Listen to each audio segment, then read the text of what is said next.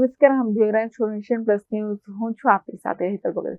વાઘોડિયા રોડના સૂર્યનગર ગરબા ગ્રાઉન્ડ ખાતે ચાલી રહેલ શ્રીમદ ભાગવત કથામાં યુવા કથાકાર બાલિકા મૈત્રી જોશીએ શ્રીમદ ભાગવતનો મર્મ સમજાવ્યો હતો. વાઘોડિયા રોડના સૂર્યનગર ગરબા ગ્રાઉન્ડ ખાતે ચાલી રહેલ શ્રીમદ ભાગવત કથામાં બાળ કથાકાર મૈત્રી જોશીએ શ્રીમદ ભાગવતનો મર્મ સમજાવતા જણાવ્યું છે કે પ્રભુ શ્રી કૃષ્ણ એટલે ઐશ્વર્યના દેવતા.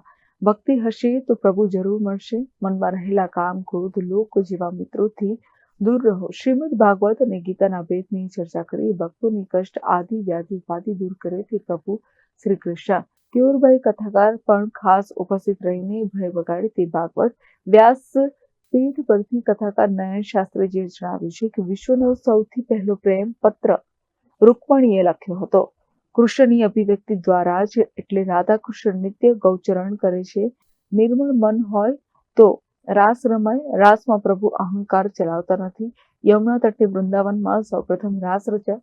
વાંસળીના અધિકારી ગોપીઓ છે. રૂકમણી વિવાહ પ્રસંગની વિસ્તૃત માહિતી આપી હતી. આ પ્રસંગે ધ્રુવ જોશી, નારેશ્વર મંદિરના રંગ અવધૂત પરિવારના ટ્રસ્ટી યોગેશભાઈ, સમસ્ત વૈષ્ણવ વણિક પરિવારના મહિલા વિંગના પ્રમુખ સોનલબેન પરેખ અને વિવિધ વૈષ્ણવ સમાજના આગેવાનો ખાસ ઉપસ્થિત રહીને કથા શ્રવણનો લાભ લઈને આરતી ઉતારીને અહોભાગ્યવાન બન્યા હતા.